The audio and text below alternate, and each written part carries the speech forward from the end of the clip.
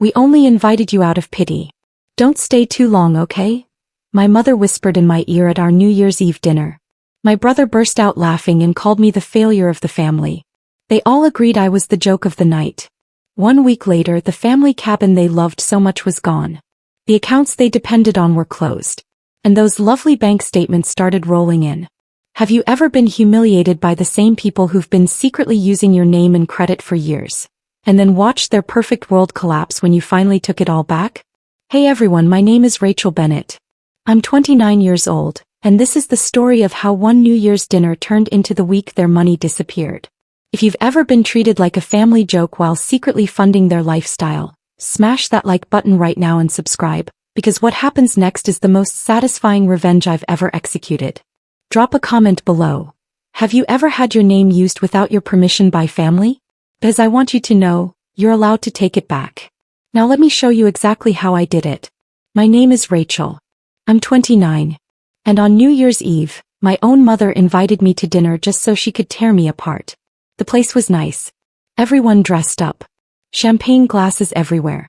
And I really thought maybe this year would be different. Then she leaned in close to my ear and whispered almost sweetly, "We only invited you out of pity. Don't stay too long, okay?" For a second I actually thought I misheard her, until I saw the amused little smirk on her face. My brother burst out laughing at the table and said, "She's basically the failure of the family. The one who never made it. The one they had to rescue and hide." A couple of relatives chuckled. Someone muttered that at least I showed up on time for once. It was like they'd all agreed I was the joke of the night. I just sat there holding my glass, feeling every word land like a punch. And then something in me went very, very still. I didn't argue. I didn't cry. I didn't ask why they kept using me as a prop to make themselves feel superior. I smiled, took a slow sip of my drink, set the glass down and told them I had an early morning. No drama. No scene. I walked out of that restaurant alone into the cold air, with their laughter still echoing behind me. They thought I was walking away because I was weak. They had no idea that night I'd finally hit my limit. They had no idea that 1 week later the cozy family cabin they loved so much would be gone, the accounts they depended on would be closed, and those lovely bank statements would start rolling in. If you stay with me until the end, I'll tell you exactly how one New Year's dinner turned into the week their money disappeared. 1 week after that New Year's dinner, I was sitting on the sagging couch in my tiny Seattle apartment when my phone started going insane. At first it was just one call from my mom. Then another. Then 3 back-to-back from Mom's cell. I let them all go to voicemail. 30 seconds later my brother's name flashed on the screen. Then again. Then again. While it buzzed in my hand, my email notifications exploded with new messages from the bank. Subject lines like, "Urgent notice, account changes, statement available" lit up my laptop screen. I finally answered one of my mom's calls, and all I heard was panicked breathing and her voice up in that hysterical register she usually only saves for when something threatens her image. "Rachel, what did you do?" she shouted. "Do you have any idea what is happening? The cabin is gone. Do you understand me? Gone. There are strangers at Lake Chelan saying they're the new owners. They have paperwork with your name all over it." Then she jumped to the next crisis without even taking a breath. "The bank says some of our accounts are closed. The joint ones. The ones you were on. The auto payments bounced. There are fees. Your father is furious. What have you done to us?" In the background I could hear my dad, David, barking something I couldn't quite make out, and my mom yelling back that she was trying to fix it. I didn't answer right away.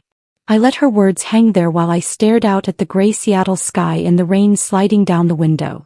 Another call started buzzing in. This time my brother Derek. I hung up on my mom and watched his name pulse on the screen. When I didn't pick up, he switched to text. Long, angry paragraphs popping up one after another. "You tanked my credit score. Do you even realize what that does to my clients? You sabotaged my summer plans, our family trips, everything. How could you be this selfish?" Then the one that made me actually laugh out loud. "All because you couldn't handle one harmless joke at dinner." I leaned my head back on the couch and closed my eyes. 1 week earlier I had walked out of that restaurant feeling like someone had reached into my chest and flipped a switch. I went home to my little place with its thrift store furniture and mismatched mugs, dropped my keys on the counter and just stood there for a minute listening to the quiet. My hands were still shaking when I opened my laptop and started pulling up everything I had ever signed for that family. Old emails from the bank. Digital copies of deeds. Screenshots of "just sign this, it's no big deal" messages from my dad and my brother. I pulled out the worn folder I kept in the back of my closet. The one with paper copies of documents I never really understood but signed anyway because they said it was for the family. That night I finally read them. Really read them. The cabin at Lake Chelan, the place they loved to brag about to friends, wasn't just in my name for tax reasons like they told me. It was in my name. Period. My signature. My ownership. The family emergency credit line Derek opened years ago after one of his deals went bad just happened to list me as a co-applicant. The joint account my mom swore was just for helping you build credit had been used to pay for their vacations, their upgrades, their perfect life. Page after page it became painfully clear. I was not the helpless failure they painted me as at dinner. I was the financial safety net they'd quietly wrapped around themselves. At some point I grabbed a pen and a blank notebook and wrote 3 words at the top of a fresh page. Take it back. Underneath I started a list. Number 1, the cabin. Number 2, every joint account with my name on it. Number 3, every loan or bill I had been tied to without a real choice. I didn't know every step yet, but I knew I wasn't going to let them keep using me. I thought about the one person I trusted who actually understood this stuff. My old college friend Olivia, now a lawyer in the city. As my phone buzzed angrily in the present with my mom wailing about strangers in her cabin and my brother blaming me for his falling credit score, I looked down at that same notebook on my coffee table. The first 3 items on that list were now neatly crossed out. They had invited me to dinner just to humiliate me. They thought I would swallow it like I always did. Instead, 1 week later, they were finally feeling what it was like to live with the consequences of their own signatures. The morning after that dinner, when the humiliation had finally turned into something colder and sharper, I called Olivia. We hadn't talked in a few months. Life had gotten busy, but she picked up on the second ring like she always did. Her face popped up on my laptop screen. Hair in a messy bun, oversized hoodie, the exact opposite of the polished, curated people I'd just had dinner with the night before. She smiled at first and said she'd been meaning to call me anyway. Then her smile faded when she saw my face. "What happened, Rach?" she asked. So I told her. I told her about the dinner, about the whispers and the jokes, and how it wasn't even the first time, just the loudest. I told her how every time my brother's business had a hiccup, somehow my name ended up on another favor. I watched her expression shift from concern to something more focused as I swiveled the camera and showed her the stacks of documents spread out on my coffee table. Deeds, loan statements, joint account summaries, all with my name printed neatly in places I barely remembered signing for. Olivia went from friend mode to lawyer mode in about 2 seconds. "Slow down," she said. "Walk me through what each of those is." We went line by line. The Lake Chelan cabin deed, where my parents had always claimed my name was there because your grandparents wanted it to feel like it was yours too. But when Olivia zoomed in on the scanned copy I'd emailed her, she actually cursed under her breath. "Rachel," she said, "this isn't for tax reasons. This deed says you're the owner. Not co-owner. Owner." She asked about the joint credit line with Derek, the one that had been opened just for emergencies. I told her how I never saw a single statement unless something went wrong.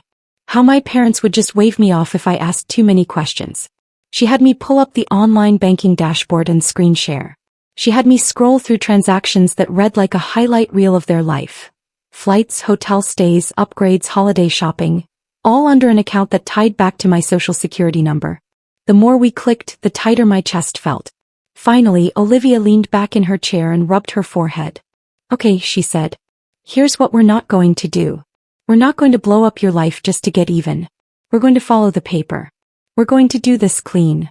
She made me slow down long enough to take notes as if this was a client meeting, not just 2 old friends talking. The cabin, she explained, was legally mine. If I chose to keep it, fix it up, rent it out, or sell it, that was my call. The joint accounts, she said, were trickier but still clear enough. If my name was on them, I had the right to close them or remove myself, especially if I could show they had been opened under pressure or without full consent. I asked, very quietly, if that meant I could pull the plug on the financial safety net they'd built around me without telling me. Olivia nodded. "You don't owe anyone access to your credit or your name. Not even family," she said. If they wanted to play big finance games, they should have used their own signatures, not yours. Then she hesitated, biting her lip for a second before adding, "There is one thing you could do that would hit them where it hurts. But you need to be sure you want to go that far." She told me about a cash buyer she knew, a couple from the tech world who had been looking forever for a second home in that exact area, someone who could move fast and pay cleanly if the right place came along. The kind of offer people like my parents would brag about for years if they were the ones making it. "If you really want out," Olivia said, "I can call them. We can list the cabin quietly, have the paperwork ready and close fast. Legally, there's not much they can do if the deed says what I think it does." I sat there chewing the inside of my cheek, thinking about summers at that cabin with my grandparents, the only people who ever made me feel like I wasn't the family disappointment. I thought about my parents using that place as the backdrop for perfect family photos, posting them online like I was just too busy to join their wonderful life. Selling it felt like slicing away the only soft memory I had with them. But leaving it in their hands felt worse. I asked Olivia what would happen to the other stuff if we did it her way. She laid it out like a simple recipe. First, we prep the sale of the cabin and lock in a closing date. Then we contact the banks to close every joint account and remove you from anything you never should have been tied to. Then we document everything, every call, every email. If they try to come after you, we show exactly how they've been using your name and credit for years. By the time she was done, my notebook was full of lines and arrows and bullet points. The word "mine" circled around the cabin 3 times. I looked at that messy page and then back at the screen. "I don't want to destroy them," I said quietly. "I just want them to stop." Olivia held my gaze and replied, "Sometimes the only way people like that stop is when the consequences finally land on their own doorstep. You're not stealing from them, Rachel. You're taking your own name back." I sat with that for a long minute, the silence stretching between us. Finally I nodded. "Call your buyers," I said. "Let's see how fast they can move." Olivia did not waste time. The morning after our call, she texted me a short message that made my stomach flip. "They're interested. Can you meet this afternoon?" 2 hours later, I was sitting in a quiet corner of her office, a folder in my lap, while she walked a couple in their mid-30s through photos of the Lake Chelan cabin on her laptop. They were exactly the type of people my parents would have adored selling to themselves.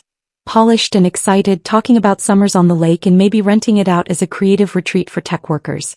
There was a part of me that wanted to slam the laptop shut and tell them no, that this place was too tangled up in my life to hand over that easily. But every time that instinct rose up, I heard my mom's voice again at that dinner. The word "pity" curling like smoke in my ear, and Derek's laugh when he called me a failure. So instead I listened. Olivia laid it out cleanly. The property was titled to me. Taxes up to date. No liens. The buyers had their financing ready, but they also had enough cash on hand to move fast if needed. When she quoted them the price she thought we could reasonably ask, I watched their eyes flash with that hungry, "This is a good deal" look. Within an hour we were drafting an offer. As we went through each page, Olivia took the time to translate the legal language into plain English for me. "Here is where you acknowledge you are the sole owner," she said, tapping one paragraph. "Here is where you agree to transfer the title. If you sign, this is no longer theirs to control, Rachel. It is your decision. Your sale." My hand shook a little when I picked up the pen, but I signed anyway. By the time I left her office, the cabin that had been held over my head for years as proof of what a generous family I had was on its way to belonging to someone who didn't even know my parents' names. That afternoon, I went home and opened my laptop to start on the second part of the list. Joint accounts. I started with the easiest to stomach. The family credit card that had been used for everything from beach vacations to restaurant bills I had never seen. I called the bank, gave them my info and asked what my options were for shutting it down. The woman on the line was polite in that detached customer service way, until she pulled up the account and realized who I was. "Oh," she said. "You're the primary holder." I blinked. Wait, what? I had always been told my name was on it, to help build your credit. No one had mentioned that it was technically my account with my parents and Derek writing on as authorized users. Once I understood that, the conversation changed. I told her very calmly that I wanted to close the card completely. She warned me about the balance, about how it would need to be paid off, about how the authorized users would be notified. I listened, agreed where I needed to agree, and repeated that yes, I understood, and yes, I still wanted it closed. Next was the line of credit Derek had opened after one of his early deals went sideways. The one sold to me as just a short-term thing, just until he got back on his feet. The banker on that call confirmed what Olivia had suspected. I was a co-applicant, fully responsible. Derek had been the one using it like a revolving door. I didn't shout. I didn't cry. I just said I wanted my name removed and the account frozen until the bank could evaluate the risk without my information attached. They pushed back at first, then relented when I referenced a few phrases Olivia had given me about consent and misuse. One by one I moved through the list. Utility bills at the cabin under my social. A backup checking account my parents had opened with my name and their money, using it as a pass-through for expenses so they could float cash between accounts. Every time a representative told me my name was on something I barely remembered signing, it felt like a small slap. Every time I successfully closed something or removed myself, it felt like taking another step out of a net I hadn't realized I was tangled in. I documented everything just like Olivia told me to. I saved call logs, confirmation emails, screenshots of account changes.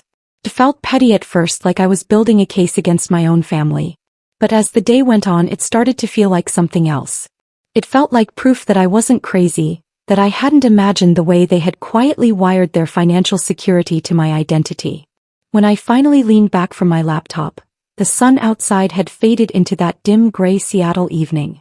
My notebook lay open next to me, the first 3 items on my list crossed out in heavy ink. The cabin, sold pending closing. The joint credit card, set to be closed. The emergency line with Derek, frozen under review. In some parallel universe, I knew they were probably still sitting in their comfortable house, telling themselves I was dramatic, that I would never really do anything. In this one, their favorite getaway was already changing hands, and the accounts they treated like invisible safety nets had just been yanked. I stared at the scribbled words on the page, then at the stack of documents on my table. And for the first time in a long time, I felt something like control settle in my chest. I hadn't raised my voice. I hadn't thrown a scene. All I had done was sign my own name and say one simple word they were not used to hearing from me. No. Closing those accounts and signing the cabin away should have felt like the end of it. But with my family, nothing was ever that simple. Olivia kept saying the same thing every time I texted her another update. Paper trail, Rachel. Protect yourself. He was right. My parents were the kind of people who hid behind phrases like family loyalty until it suited them to pretend we were just business. If I wanted this to stick, I needed something more official than phone calls and screenshots. I needed to walk into the world they trusted most. Lawyers and paperwork. So a few days after I started pulling my name off everything, I called the one person my parents trusted almost as much as they trusted themselves. The man who had been drawing up their wills and handling their estate planning for years. Harold Wheeler. Growing up, I had seen his name on envelopes on the kitchen counter and heard my dad brag that Harold is the best, that he makes sure everything will be clean when we're gone. I always assumed that included me in some warm, fuzzy way. Now I wondered if it meant something else. When I called his office and gave my name, there was a pause, then a shift in tone when the receptionist realized I wasn't calling on behalf of my parents. She put me on hold, then came back saying Mr. Wheeler had a gap later that week if I could come in. The day of the meeting, I walked into a downtown office that looked like the inside of my parents' heads. Dark wood framed certificates, tasteful art that probably cost more than my car. Harold himself was older than I remembered, his hair thinner, glasses heavier, but his handshake was just as firm. Rachel, he said, your mother didn't mention you were coming by. I smiled and told him that was sort of the point. We sat down and I did what I had done with Olivia. I laid out the story, the cabin, the accounts, the way my name had been used. I didn't mention the dinner. I stuck to facts and paperwork, pushing a neatly organized folder across his shiny desk. For a while he did the thing older lawyers do where they make little noises in their throat and tap the pages with a pen while they think. Then he pulled out my grandparents' old will, the one that had left the Lake Chelan property to Rachel for her future. On paper it looked straightforward. In practice my parents had treated it like they owned it and I was just lucky to be invited. Harold frowned as he compared that document to newer estate plans my parents had drawn up. Somewhere along the line my name had quietly been shifted, not removed but folded in with other assets in a way that made it look like what was mine was also theirs. He didn't say fraud out loud, but his jaw tightened in a way that told me he was thinking it. He asked about the joint accounts. I showed him where I had already started to close things, how the bank had confirmed I was primary on some of them. I watched the moment it clicked. That if anyone looked closely, he could be the one standing between my parents and a very awkward conversation with a regulator. He took his glasses off, cleaned them slowly, and then said very carefully, "Rachel, I have been advising your parents for a long time. I have always encouraged them to keep things clear and fair. It seems their implementation has not been as transparent as I would have hoped. Lawyer talk for. They got cute and dragged your name into places it never belonged." I asked him bluntly what that meant for me. He surprised me by answering just as bluntly. "It means," he said, "that we correct it. We recognize in writing what was intended by your grandparents and what has actually been happening with your name and credit. It also means, for my own sake, that if anyone ever comes asking, there is a clear record that I advise them to make it right." We spent the next half hour going through updates he could make. Adjustments to the estate plan that would reflect the value of the cabin being properly yours, even now that I was selling it. Language clarifying that any debts tied to certain lines of credit were the responsibility of my parents and my brother, not me. He was protecting himself, sure. But in doing that, he was also, maybe for the first time, protecting me. When I left his office, I felt like I had just quietly moved one of the biggest pieces on the board. My family loved having people like Harold on their side. Now, at best, he was neutral. At worst, he was a witness. On the bus ride home, with the city sliding by in gray and glass, I opened my phone and stared at a blank status box on Facebook. 4 years, my parents had used social media as their personal PR machine. Perfect holiday photos at the cabin. Derek in tailored suits, clinking glasses at rooftop bars. My mom posting selfies with captions about blessings and gratitude. All while I was cut out of the frame in real life. I wasn't about to write a call-out thread. That wasn't my style. But I was done helping them keep the illusion going. So I typed a few simple lines. Sometimes you grow up thinking certain things are family gifts, when really your name and credit were being used as a safety net, without you ever understanding the risk. This year I finally read the fine print. I'm taking back what was legally mine. And I won't be signing anything I don't fully understand ever again. Hit post. No names. No drama. Just the truth in a tone calm enough that anyone outside the situation would read it as a vague reflection. Within minutes, the comments started. Old friends, college classmates, people who knew me but also knew my parents through their curated lives chimed in. "Proud of you for setting boundaries. This hits way too close to home. Did something happen? Are you okay?" Then the reactions I knew would sting the most. A couple of my mom's church friends commented with little heart emojis and wrote things like, "You're so brave for speaking up, sweetie. Family can be complicated. Praying for you." In other words, public sympathy. The one thing my parents couldn't stand to lose. My phone buzzed with a text from my mom within 10 minutes. "What is that post supposed to mean? Take it down right now. You're making us look like monsters." A few minutes later, a text from Derek. "Delete that. Clients can see what you post. Do you have any idea how bad this makes us all look?" I stared at their messages, at the frantic way they focused not on what they had done, but on how it might be perceived. For the first time in my life, I did nothing. I didn't delete the post. I didn't reply. I let it sit there, a small flag in the middle of my otherwise quiet feed. They had used my name in private for years to prop up their lifestyle. All I had done was start using my voice in public to reclaim it. And from the way they were reacting, you would have thought I had set the house on fire. The truth was, I hadn't even gotten started. Derek showed up 2 days after I made that post, pounding on my apartment door like he was trying to knock it off the hinges. I had just sat down with a mug of coffee and my laptop when the banging started, followed by his voice yelling my name down the hallway. I opened the door just enough to block most of the view with my body. He still did that automatic once-over of my place anyway, eyes sweeping past my thrift store furniture and the stack of game notes on my table with that same old judgmental twitch in his jaw. "You think this is funny?" he snapped, waving his phone in my face. "You've completely nuked my credit. A client pulled out of a deal this morning because they ran a routine check and saw unusual activity. What the hell did you do?"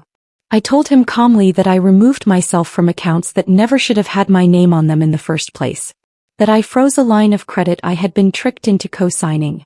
That I closed a card I was the primary on without my consent. He scoffed like I had said something ridiculous. "You're overreacting, Rachel. That stuff was under control. Dad had it managed. We were using it strategically. That's what families do." I reminded him of the time he'd called me crying at 2 o'clock in the morning because a deal had gone bad and he needed me to sign just this one thing, so he didn't lose everything. I reminded him of the vacations and dinners and upgrades that had gone on accounts tied to my social while I was eating ramen in this apartment. He didn't deny it. He just rolled his eyes and said, "It all comes out in the wash. You benefited too. You got to come to the cabin, didn't you?" That was the moment something in me snapped. I stepped back, opened the door wider and pointed to my tiny living room. "Do you see a cabin here, Derek? Do you see a savings account fattened up by your investments? Do you see any of the benefits you're so sure I enjoyed? All I see are bills with my name on them and a family that thought I'd never actually read them." He shot back that I was ruining everything. That mom hadn't stopped crying. That dad was furious. That this was going to follow him for years. "You're going to cost me my career because you couldn't take a joke in a couple signatures," he said, voice rising. "It wasn't a joke when you called me a failure in front of everyone," I said quietly.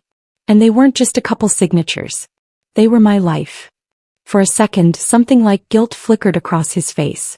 Then he shoved it down. "Fine," he snapped. "You want to play it this way? I'm bringing Dad. He'll explain it to you." He left without waiting for an answer. An hour later there was another knock. Quieter but somehow heavier.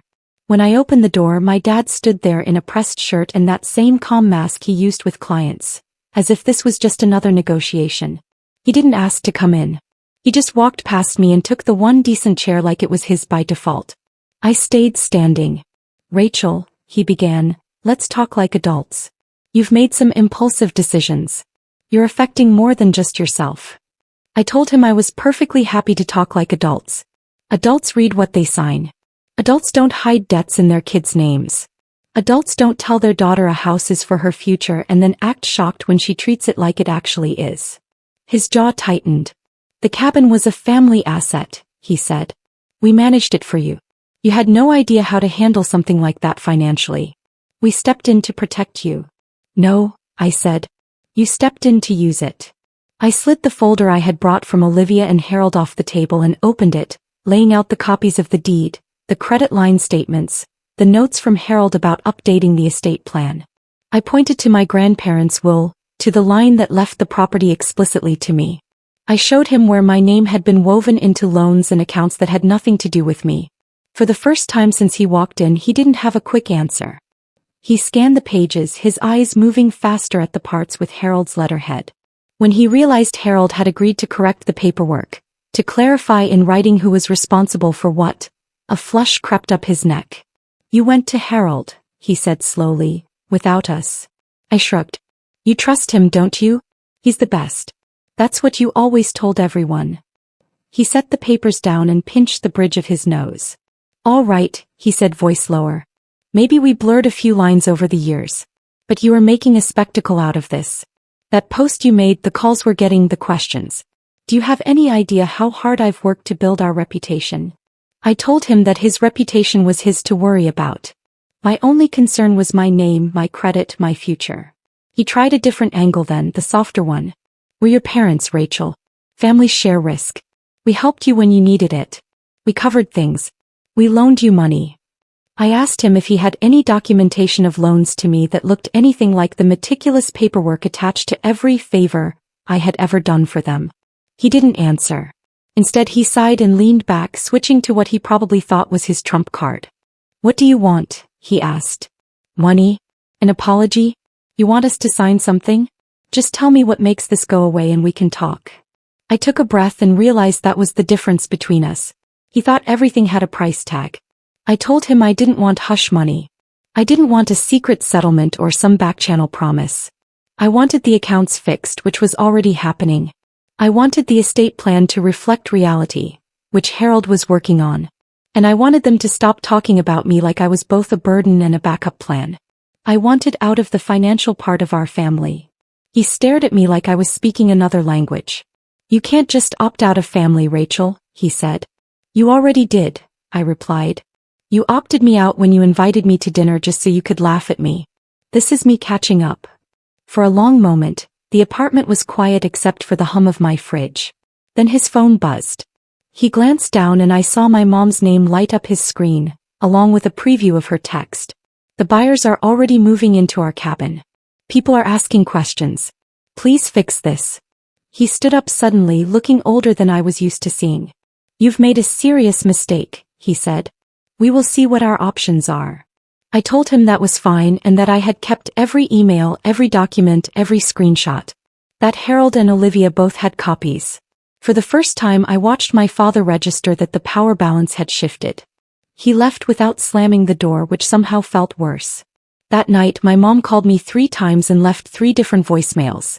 In the first she was furious, accusing me of betrayal. In the second she was sobbing about how their summer traditions were ruined, how the cabin had been the heart of the family. In the third, her voice was small and raw in a way I had never heard before, as she whispered that people from church were sending her my post, that she didn't know what to say, that maybe they had gone too far. I played them once, then set the phone face down on the table. For years, their feelings had been the weather in our house, controlling what everyone else was allowed to feel. For once the storm was theirs to sit in, not mine. And beneath all their anger and panic, beneath the threats and the guilt trips, there was one simple truth they were finally being forced to look at. Without my name quietly propping up their perfect life, they were going to have to stand on their own. The funny thing about consequences is they don't arrive all at once like some big cinematic explosion.